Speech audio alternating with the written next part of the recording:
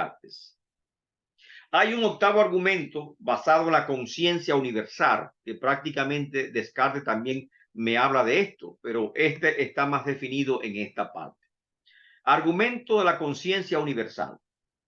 La creencia de Dios se ha esparcido tanto como la raza humana. Aunque esta creencia ha adoptado formas distintas conforme a la época, la cultura, la religión, la geografía del mundo, etc. Como afirman Levins, erudito y antropólogo, los antropólogos todos están de acuerdo en que ninguna raza, por primitiva que sea, está privada de la idea de una religión. ¿Cómo se origina esta creencia? Este conocimiento universal no nació necesariamente el razonamiento, como dijo Anselmo. Amén. La fe es antes que la razón. Este conocimiento universal no nació necesariamente del razonamiento. Es evidente que el mismo Dios que hizo el universo y la naturaleza, que con su hermosura y belleza, también hizo al hombre capaz de conocer a Dios y comunicarse con Dios. En teología llamamos que el hombre es un ser tripartito, amén, y que tiene alma, espíritu y cuerpo, y que es el alma la que hace posible que el ser humano, perdón, el espíritu que hace posible que el ser humano se comunique con Dios. Amén. Tomás de Aquino hablaba sobre el alma, y Tomás de Aquino hablaba que hay diferentes tipos de alma, porque Dios no creó una sola alma, sino diferentes almas. Creó el alma de las plantas, decía Tomás de Aquino, porque son seres vivos. Creó el alma de los animales, porque también seres vivos, y creó el alma del hombre, de humana. El alma de los animales es vegetativa, el alma de las plantas, perdón, son vegetativas. El alma de los animales son sensitivas porque simplemente sienten, amén, y el alma del ser humano son intelectivas porque además de sentir, amén, y de existir, también tienen la cualidad de que pueden razonar, amén, y pueden comunicarse con Dios. Y él hablaba de la diferencia de los diferentes tipos de alma, decía Tomás de Aquino. Amén. Ahora, la creencia de que en esa alma hay una conciencia universal de que Dios existe. Amén. Ese es lo que se llama el argumento basado en la creencia universal. ¿Existe Dios? Argumento moral. ¿Cuál es?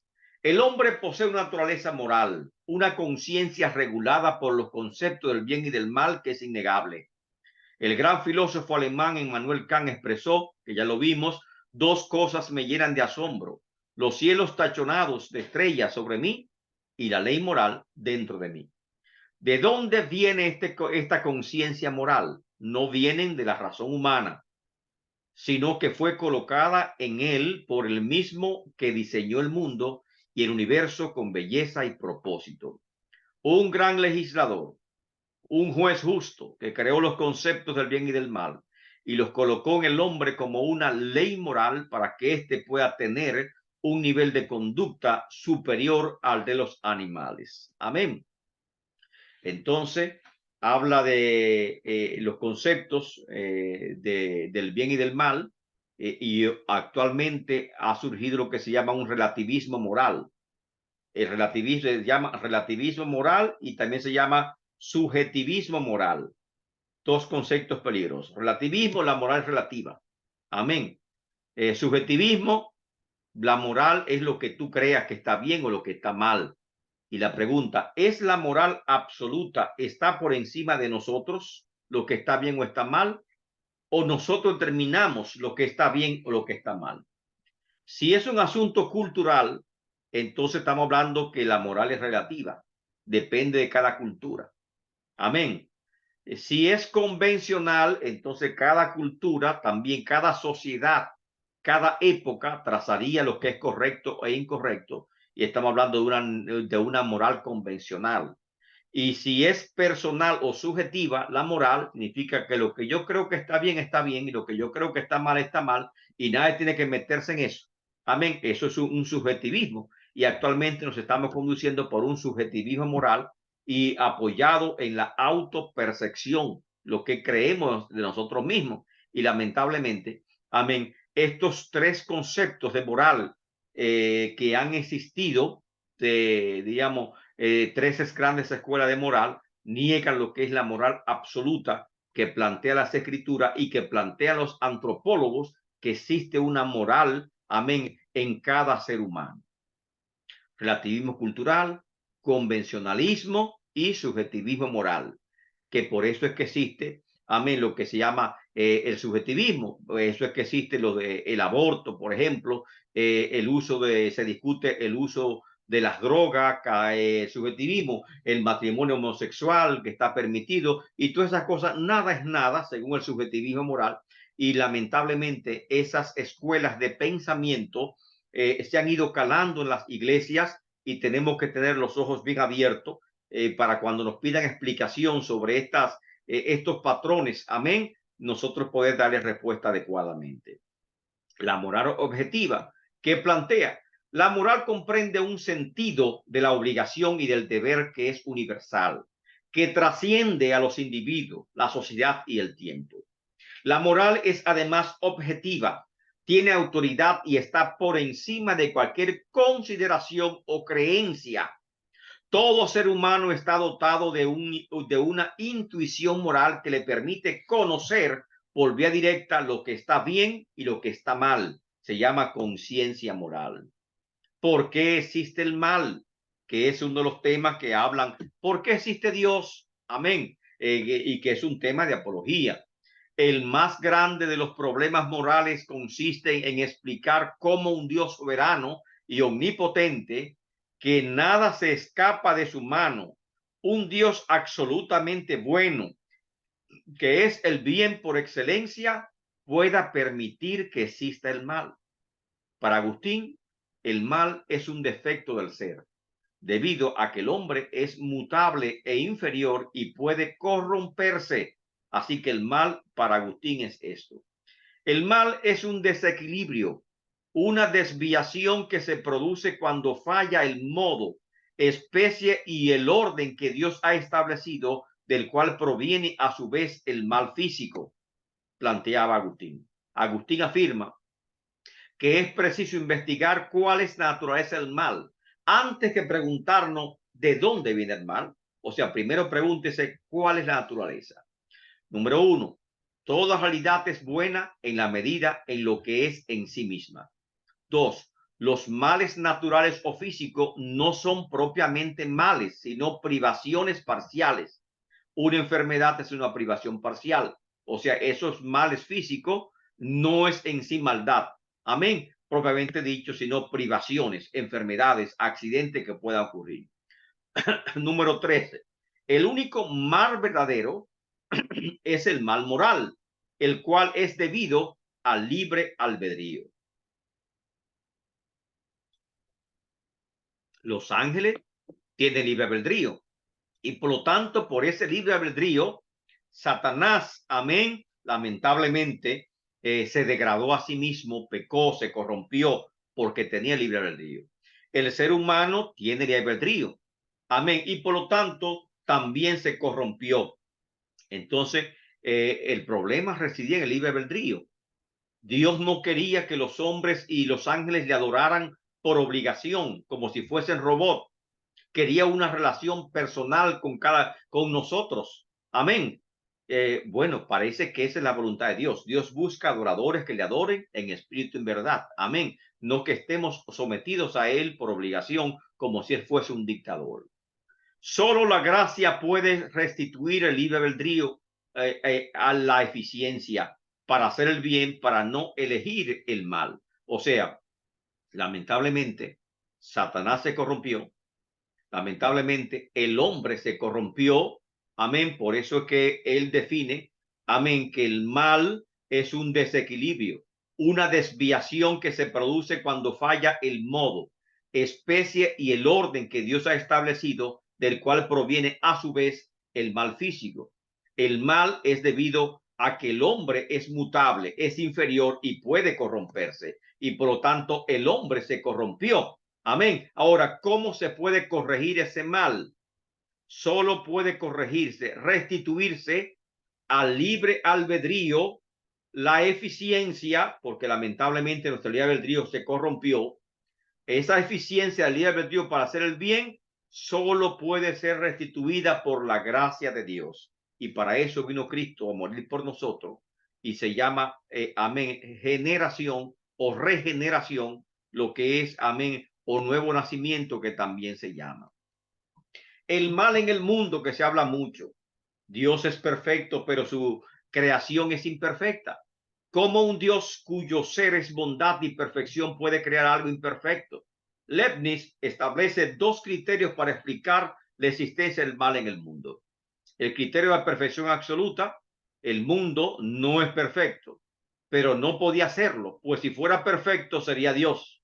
Ni Dios podría haber hecho una criatura que no sea criatura. O sea, se contradeciría a sí mismo si Dios hace todo perfecto. Aunque en teología, si usted va a la Biblia, amén, te nos dice que todo lo que Dios creó era bueno.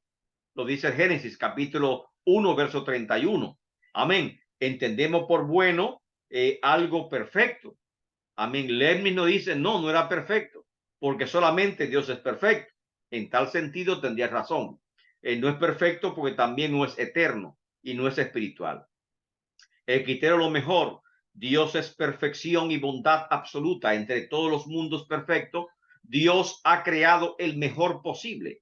Entre todas las posibilidades que son también infinitas, este mundo es el más perfecto que pudo haber sido, pues pudo haber sido aún más imperfecto. O sea, Dios lo perfeccionó. Ese argumento es un poquito complicado, amén, porque son argumentos, diríamos, muy filosófico. Y está finalmente el argumento histórico. Está basado en la historia, y esto creo que es evidente.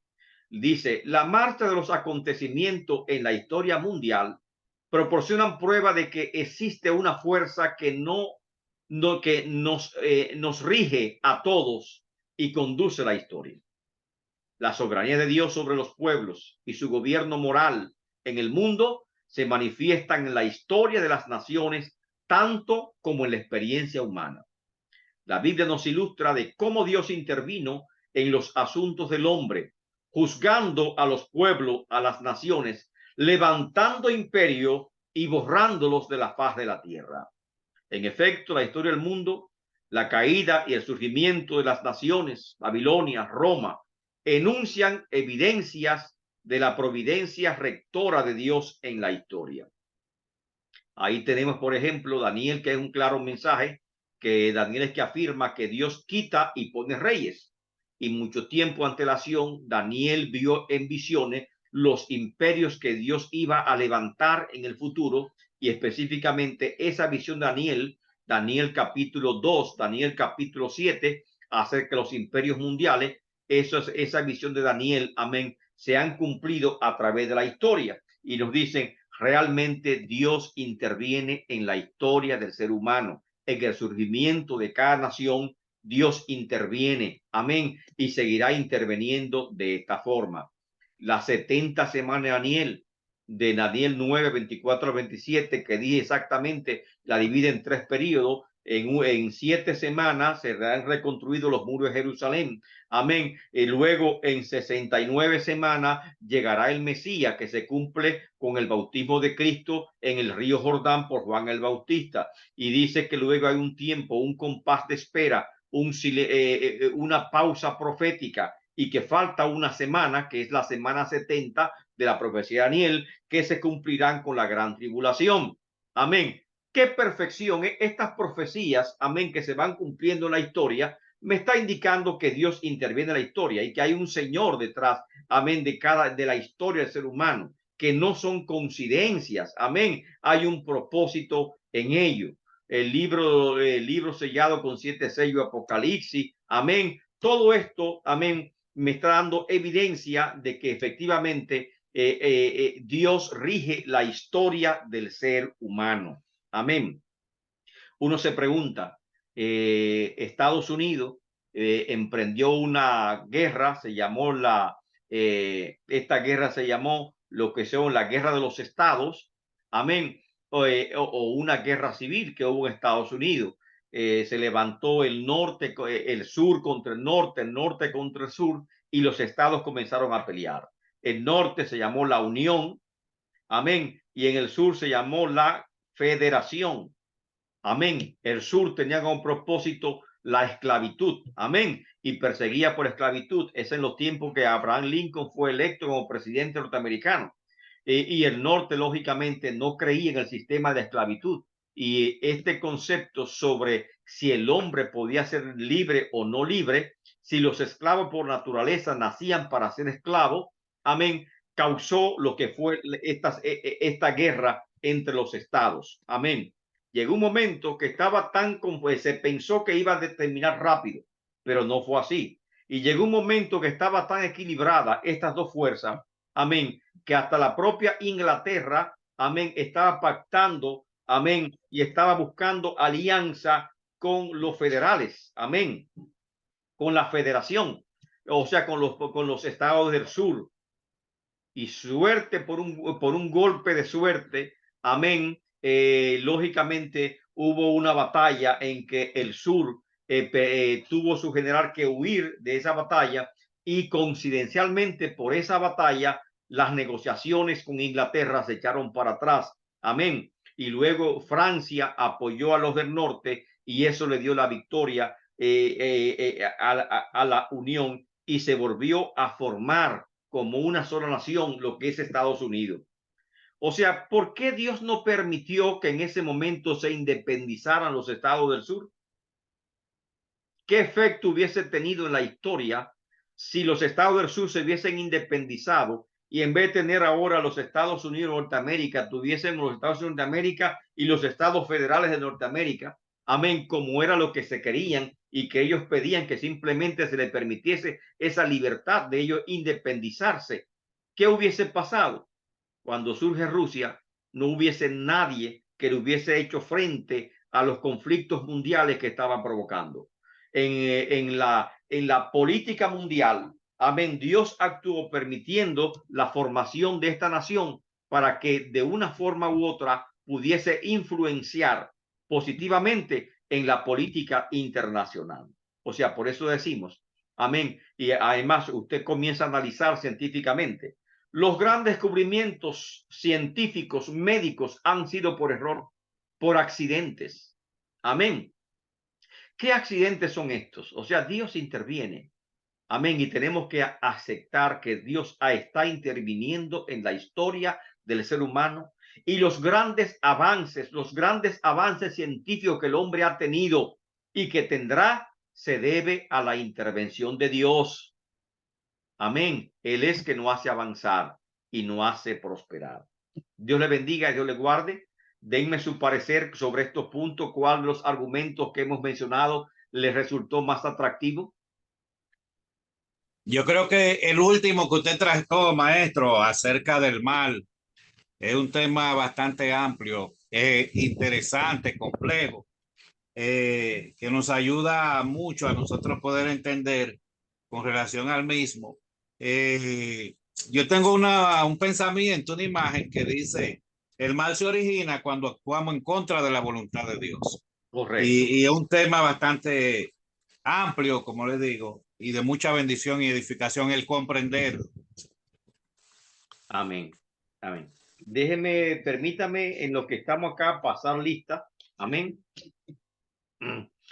Adalgisa. Sí, bueno, profesor, tengo una preguntita y es en Dígame. base a ese argumento de la naturaleza del mundo, o sea, naturaleza del mal en el hombre. Y es la parte del daño físico o del mal físico, donde el único mal es el daño moral.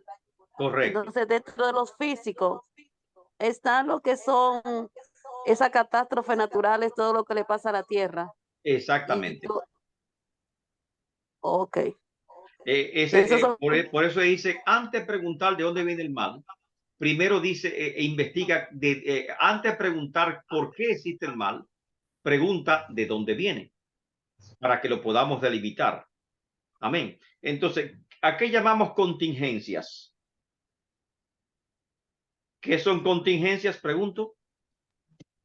Contingencias son cosas que pasan que no podemos controlar. Correcto. Lo Amén. dice Eclesiastés, Eclesiastés o Cantar de los Cantares, que habla de contingencia, perfecto, que dice, miré debajo del sol y he visto que a todo le pasa una misma cosa, no importa que sea justo o injusto, nos pasa lo mismo. Correcto. Salomón escribiendo, Amén. habla de cosas que existen, amén, que pasan, amén. Y la pregunta es, ¿por qué a los justos nos pasan cosas malas? Hay que ver cuál es la fuente. Amén. Tal vez nacemos con algún tipo de enfermedad, que eso según hablamos, que como somos cosas materiales podemos sufrir daño, degradación, y son cosas físicas, y que ese mal físico, amén, se planteó que en realidad diríamos, no puede llamarse un mal, porque son tal vez de defectos, amén, de las cosas físicas, degradación de las cosas físicas, y todas las cosas físicas pueden sufrir degradación, amén. Y eso que plantea, que el único Sí, mal real es el mal moral o el mal espiritual. Y entonces ahí caemos en lo que es la parte espiritual, y que el mal espiritual puede estar en nosotros, como llamamos pecado, amén, o puede venir de Satanás, amén, que es el tentador, el que nos induce al pecado. Y entonces caemos en la verdadera naturaleza del mal. Amén. así es. Profesor, ¿Quién me la mandó? hay algunos datos y personas que dicen que Adalgisa. hay, por ejemplo, fuerzas espirituales o demonios caídos que producen daño a la naturaleza y que hay enfermedades espirituales en el cuerpo del hombre. Sí, sí, Eso, bíblicamente podemos decir que es así, Adalgisa, porque sabemos que no, primero, no todas las enfermedades son producto del pecado, pero sí sabemos que las enfermedades llegaron por causa del pecado original de Adán y Eva, correcto, que el cuerpo humano Claro. comenzó a padecer enfermedades por esa causa, porque se degradó a causa del pecado. Ahora, como Cristo mismo lo dijo, cuando le preguntaron, Señor, ¿quién pecó, este o sus padres, para que haya nacido ciego? Ni pecó este ni pecó sus padres. O sea, hay enfermedades, la mayoría de esas enfermedades no son causa del pecado, son causas naturales, se llaman contingencias. Amén. Son cosas que ocurren, que no puedes tú echar la culpa ni al diablo ni a Dios. Amén. Son cosas que pasan, y nosotros tenemos que saber algo, que todas las cosas que Dios permite, amén, tienen un propósito en tu vida. Amén. Y tenemos que entender ese propósito de Dios que rige nuestras vidas y creer en ese propósito de Dios, porque Dios puede intervenir en todas estas cosas, ¿sí o no? Claro. Amén. Sí, maestro. O estamos al Sí. azar. no, claro. No. Pero, Entonces, profesor, para concluir mi idea, Dígame, hermano. entonces el mal en sí es cuando el hombre contrapone la parte moral que Dios impuso en él. La maldad. Todas las cosas que hay, que son, por ejemplo, privaciones, no son mal, sino que son parte de la creación. El mal está cuando nosotros no hacemos lo correcto. Recuerda, Adalgisa, recuerde que es un concepto de este autor y que nosotros tenemos libertad de analizar lo que él ha dicho y estar de acuerdo con él o no estar de acuerdo con él. Y tú presentas una hipótesis, amén, una explicación bastante racional, amén, en dos sentidos. Sí. Alguien me dijo que hay fuerzas espirituales que causan mal físico, y eso es real, que estos autores no tomaron en cuenta. Adalgisa me está hablando ahora. ¿Y qué me está hablando Adalgisa ahora? ¿Qué me dijiste, Adalgisa? Repite otra vez lo que afirmaste. Que entonces el mal en sí es el único mal, es cuando faltamos a los concretos, a los argumentos de Dios, Sí, pero lo que nos pasa en la parte natural no es un mal, sino parte de lo que es la consecuencia de la caída del hombre. Entonces, ahí yo entiendo que es consecuencia de la caída del hombre, pero que hay un mal también físico que se manifiesta. ¿Por qué? La avaricia corporativa. Los ricos siempre quieren más y pisotean al pobre. ¿No produce acaso un mal físico? Claro. Claro, porque nos oprime. Los políticos, los malos gobernantes, ¿no producen un mal físico? Así O sea, es. la gente malvada que anda en el mundo, los que roban, los que matan, los que no producen mal físico, sí producen mal físico, lógicamente. Claro, Ahora, ¿qué claro. los mueve a ellos? Los mueve a el mal que está en su interior. Son movidos por el mal que está en su interior. Y ese mal que está en su interior lo hace cometer estas cosas, amén, que dañan también a otro. Entonces, lógicamente que podemos ser dañados físicamente por el mal. Claro. Así que David tiene Maestro, razón perfectamente. Kenio, querido Castillo, dice la palabra de Dios que no hay maldiciones sin causa, explíquese. que todo lo que ocurre tiene un porqué y una razón. Y desde que el mar entró al mundo, y yo diría que mucho antes de, existe la maldad en uno. Correcto. Uno, después que el hombre cometió el pecado, ya estamos en degradación. Por eso Amén. Jesús tuvo que venir a redimirnos, para devolvernos a nuestro estado que tuvimos antes de la caída. Entonces todo Amén. tiene una Amén. causa. Todo tiene una causa. Ahora, hay que tener claro un concepto. Primero, el concepto de soberanía de Dios. Dios es soberano, tiene control de todo lo que pasa en este mundo. Sí, sí, maestro. Amén. Dios tiene Sí, control sobre las contingencias, sobre las cosas que nos pueden pasar o no nos pueden pasar, sí, sí, sobre nuestra suerte. ¿Tiene Dios control de esto? sí, Yo creo que sí, ¿verdad? Porque lo dice la Biblia. Bueno, Cristo dijo que aún los cabellos de nuestra cabeza están todos contados.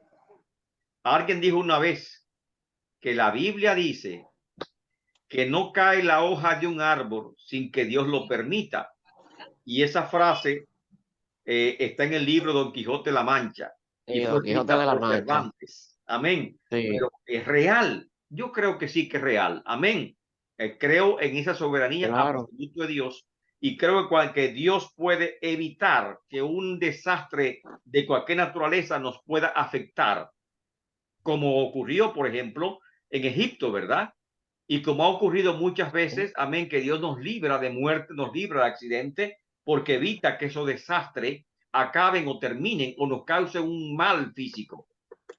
Correcto, Dios puede hacerlo. así Y es, aquellos que Dios permite, tenemos que entender que hay una razón que al momento no entendemos, pero que es superior a claro, nosotros y que es perfecta. Porque dice la Biblia que a los que aman a Dios, todas las cosas le ayudan a bien. Amén. así es, Entonces la adversidad de forma, amén, la lucha que pasamos nosotros, amén, las que luchando para conseguir las cosas, eso contribuye a nuestra formación. Y por eso alguien dijo, los vientos que hoy pretenden tumbarte son los mismos vientos que Dios usará para elevarnos a nuevos niveles de fe, vale, nuevos niveles de gloria a poder Dios, o nuevos niveles de económico, a cualquier nivel, Dios te puede elevar. Amén. Y creemos que sí, vale, que Dios, en un Dios que tiene ese control. Amén. Diciendo un claro, poquito de los autores